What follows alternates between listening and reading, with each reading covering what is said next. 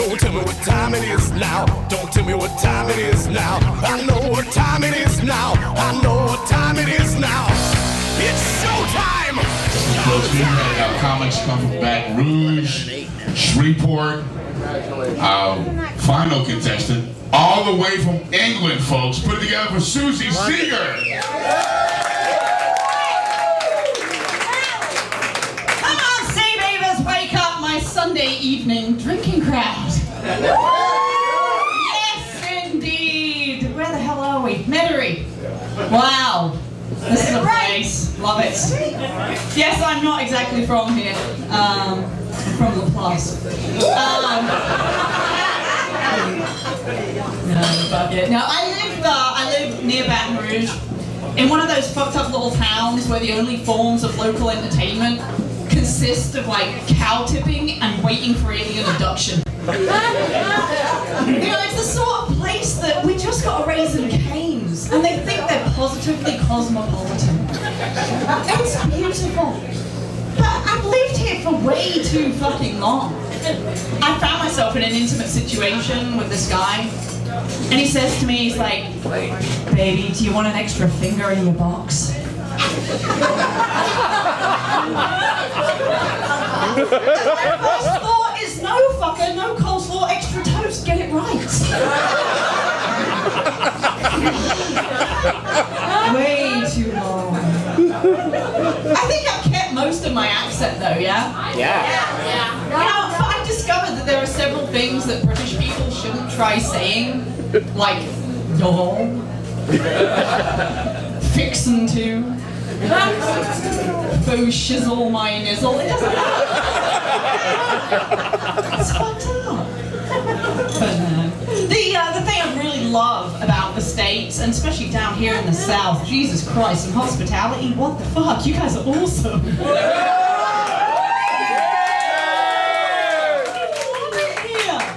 But you know, I'm like the only member of my family here, and I have a really good group of friends that know that. So holidays will roll around, like Thanksgiving. Suzie, no one should be alone on Thanksgiving. Come on over, we're gonna have turkey, we're gonna watch football, and have beer. Okay, fine. Alright, 15 years I've been here. Thanks to the New Orleans Saints, I finally understand football.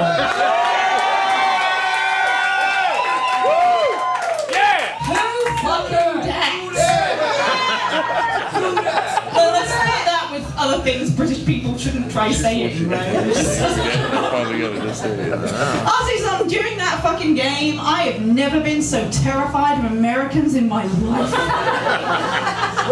I had a house full of people, mostly girls professing to be watching it for the commercials, but like 10 minutes in, these bitches are possessed. And I learned really quickly that saying, "rather well played," is not an adequate response for a 71-yard touchdown. That poor bastard picks up the ball and goes booking it off down the court or the pitch or whatever the fuck it is. And my friend's husband is up off the couch, around the island in the kitchen, like it's gonna fucking help. Fetal in the corner, wishing that someone would deliver me from this madness. The second coming could happen there in the middle of my sitting room, and Jesus would have been handed a beer and told to sit down and shut the fuck up.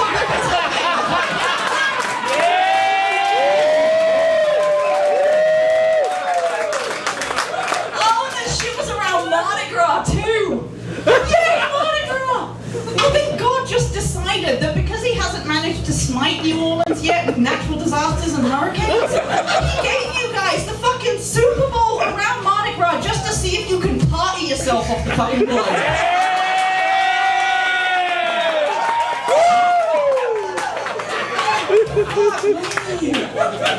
I know, my friend Suzie, no one should be alone on Mardi Gras.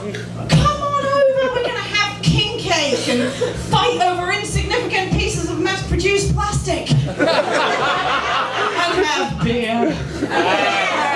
Fine, thank you. But then it gets to this time of year. Suzie, no one should be alone. No one should be alone. Come on over. We're gonna barbecue and let off fireworks.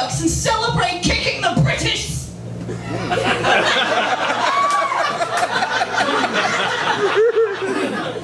You're staying in, right? I do. 4th of July rolls around, I fucking hide. I never quite understood though. You guys always refer to it as the 4th of July. It's Independence Day, right? It's on the 4th of July. You know, there are other holidays that jump around like Easter, depending on the phase of the moon or however the fuck they figure that one out. But 4th of July just kind of stays fucking put. Because I remember Bing Crosby singing I'm Dreaming of a White 25th of fucking December. Independence Day, embrace it! Yes, indeed. I don't know, but no, I really love it. My favourite holiday though, the way that America does Valentine's Day. I love it. It's completely different to how we do it in England. In England, you give a Valentine's to the one you love. Your boyfriend, your girlfriend, your husband, your wife, or just that poor fucker you've been stalking for 6 months. But that's it. You know, I went into a pet store here, and I found Valentine's shit for your dog. Alright, if you've got a close enough relationship to your canine to justify giving him a Valentine's gift, your ass is going to jail. Look what I got for the puppy! Where's my puppy? Now where's Mama's bone? 15 to life!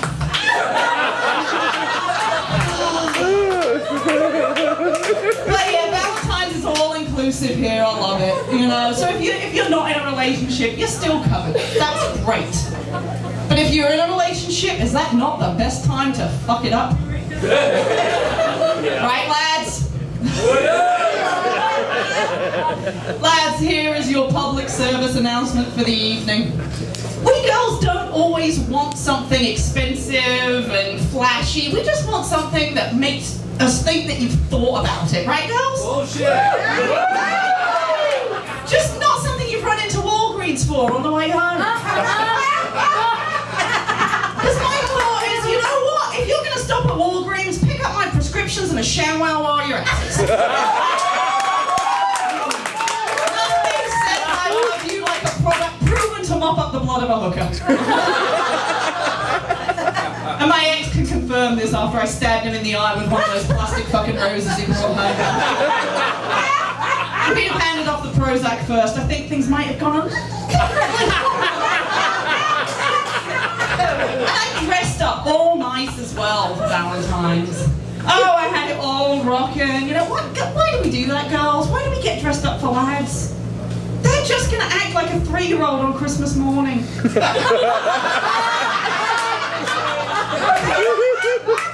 can make the present look fabulous. All they want to do is rip off the wrapping, stare at the contents for 30 seconds, and then play with the box. I'm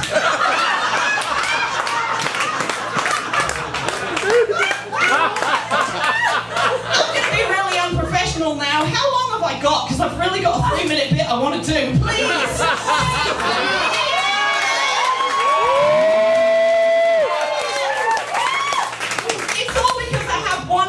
That I can blame for the reason that we girls feel like we have to get dressed up.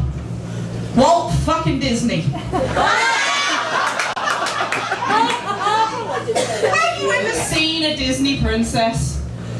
Alright, if I have a rich father, a 3-inch waistline, and nothing else to do all day, I think I could spontaneously burst into song as well. Now let's look at our Disney princesses. You've got Ariel.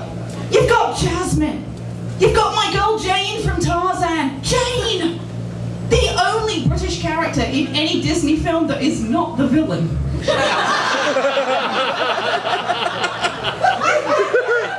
get fucked, we really do. Why did they put Euro Disney in fucking Paris? They couldn't put it in London where everyone speaks the language. Oh no!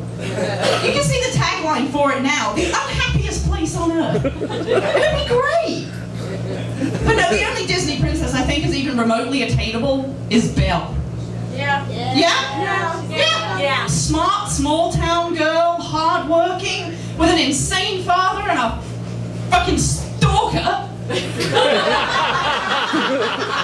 That's more in my frame of reference. But what happens to her?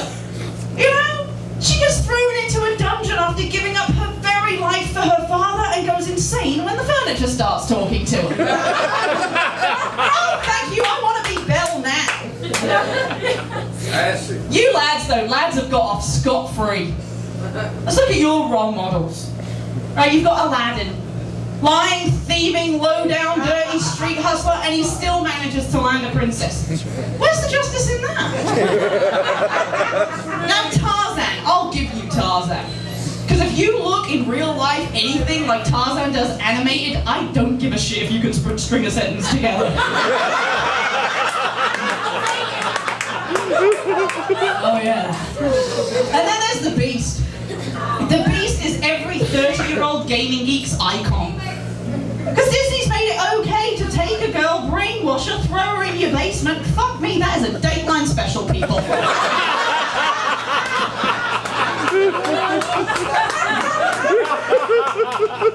But you know what, my life sure as shit didn't turn out like a Disney princess. And I want to know where they are now. I think we're way, way overdue for the Celebrity Rehab Disney Princess Edition. Jasmine's become a chronic overeater. Because Aladdin made it, though. You know, once he realized what a great con man he was, pulled the wool over the whole of Agrabah's eyes, they immigrated over here, and he's a fucking Louisiana congressman.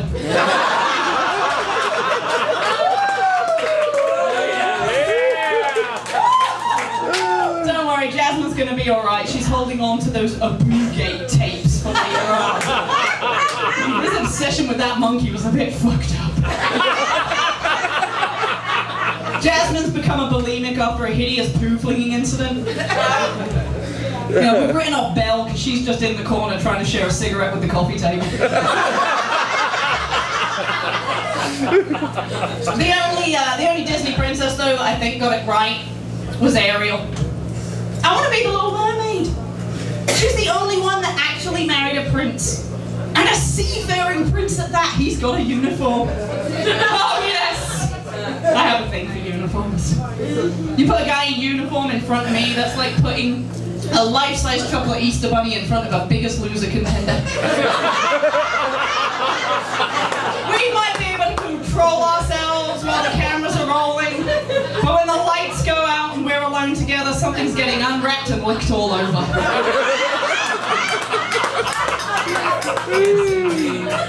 And she had a kid too, Melody, and still managed to maintain the perkiest pair of tits in creation. But you know what, as perfect as the Little Mermaid's life is, there's one thing that I would quite happily stay fucking single for. Because if I've got a case of crabs that can fucking sing at me, you can take me off Match.com. Thank you very much, C.Beevers. Suzie Seager. Yeah. All right, let's put it together for all our comics tonight.